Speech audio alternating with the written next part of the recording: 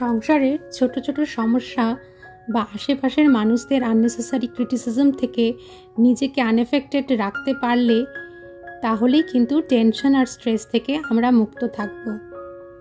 High, আমি স্মিতা লাইফে আপনাদের সকলকে স্বাগত জানাই। আমি এখন সবার প্রথম নিজের ওয়েলবিংকে প্রায়োরিটি দিই। নিজের মন ও শরীর ভালো থাকলে আমি আমার আশেপাশের এবং আমার কাছের মানুষদেরকে এবং আমার নিজের সংসারকে ভালো রাখতে পারবো। না হলে কিন্তু সেটা কখনোই সম্ভব হবে না। নিজের শরীর ও মনের পর নিজের কাজকে এখন প্রায়োরিটি দিতে শিখেছি। আগে কাজ, তারপর অন্য কিছু। আগে বসে বসে অনেক সময় নষ্ট করতাম মোবাইল ফোন দেখে, এখন সেটা থেকে নিজেকে অনেকটাই দূরে সরিয়ে রেখেছি। নিজের কাজকে সঠিক সময়ের মধ্যে শেষ করার জন্যে সবার প্রথম যে জিনিসটা আমি করে থাকি সেটা হচ্ছে প্রপার প্ল্যানিং এবং একটা প্রপার রুটিন আমি বানিয়ে নিয়েছি, সেটাকে মেনটেন করার চেষ্টা করি। কোনো কাজ কোন দিন করব, কোন কাজটা কখন করব, সবটারই একটা কিন্তু রুটিন আমি মেনটেন করে চলার চেষ্টা করি। নিজেকে সোশ্যাল মিডিয়া থেকে কমপ্লিটলি ডিট্যাচড করে রেখেছি। অপ্রয়োজনে সোশ্যাল মিডিয়ার আশেপাশে আমি ঘুরঘুর করা একেবারেই বন্ধ করে দিয়েছি। কোনো না কোনোভাবে আমি নিজে একটা জিনিস লক্ষ্য করেছি যে কনসিয়াসলি বা আনকনসিয়াসলি সোশ্যাল মিডিয়া আমাদের মনকে কিন্তু এফেক্ট করে এবং আমাদের সময়কেও নষ্ট করে। তাই জন্য অতিরিক্ত মোবাইল দেখা এবং সোশ্যাল মিডিয়াতে ঘোরাঘুরি করা আমি বন্ধ করেছি।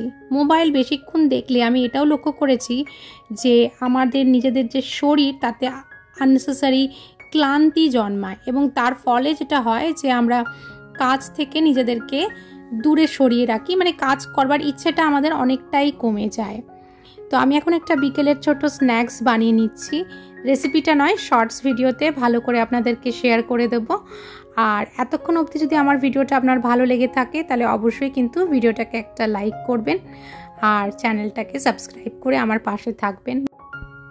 অনেকদিন বাদে ভিডিও দেওয়ার কারণে একটু ইতস্তত বোধ হচ্ছে কথা বলতে ভিডিওতে, কিন্তু তাও আমি চেষ্টা করছি আমার তরফ থেকে যতটাই সাবলীলভাবে ভিডিও বানানো যায় এবং আগামী দিনে যাতে এই ভিডিও দেওয়ার প্রসেসটাকে আমি কন্টিনিউ রাখতে পারি। তবে এই মুহূর্তে শুধু এইটুকুনি বলতে পারি যে হয়তো সপ্তাহে একটা করে লং ভিডিও দিতে পারবো, তার বেশি হয়তো সম্ভব হবে না।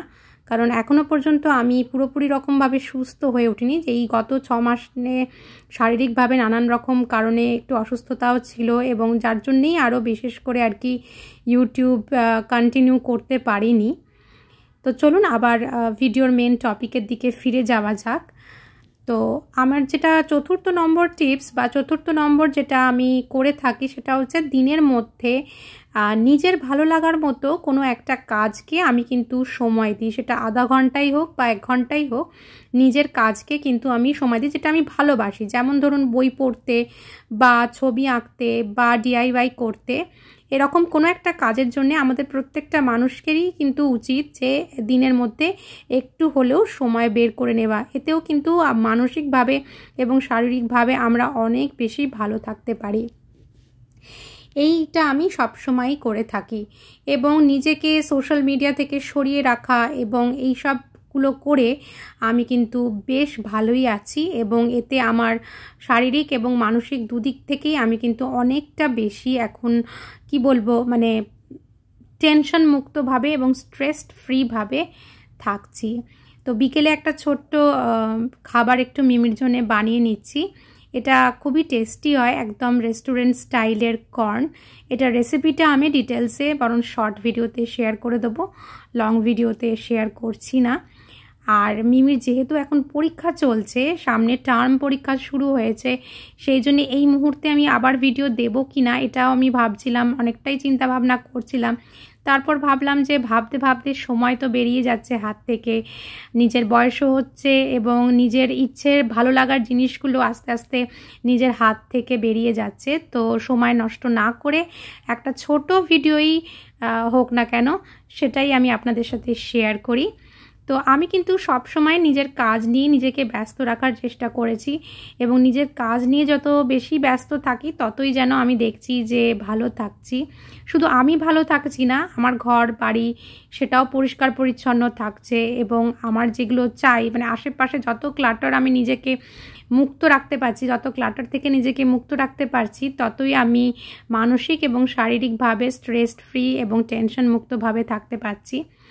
আমার এই ছোট্ট প্রয়াসটা আপনাদের কেমন লাগলো আমাকে অবশ্যই কিন্তু কমেন্ট করে জানাবেন। আর এখন আমি রাত্রিবেলায় জাস্ট আমার আর মেয়ের জন্যে 2 কি 4টে রুটি বানাবো। সামান্য ফ্রাইড রাইস সকালবেলায় বানিয়েছিলাম, সেটা রয়েছে, তাই জন্য বিশেষ রুটি বানাতে হবে না। এবং আমার হাজব্যান্ড যেহেতু চাকরির সূত্রে বেশিরভাগ সময় এখন বাইরে থাকেন, সেহেতু আমার এখন ঘরের আর কি অনেকটাই আর কি রেসপন্সিবিলিটি আমার নিজের ওপর চলে এসছে। তো সেই কারণে আমি খুব বেশি ব্লগ হয়তো শেয়ার করতে পারবো না, তবু চেষ্টা করব যতটা সম্ভব আপনাদের সাথে ছোটোখাটো ভিডিওর মাধ্যমে নিজের লাইফের হ্যাপনিংসগুলো শেয়ার করার। আর আজকে যে 5টা কথা বললাম, এই 5টা কথা আপনারা একটু ঠান্ডা মাথায় ভেবে দেখবেন যে আপনারাও কি এইগুলো করেন, না এগুলো যদি না করেন তাহলে অবশ্যই এই 5টা জিনিস একটু ট্রাই করবেন। আর আজকের মতো এখানেই ইতি করছি। Bye bye.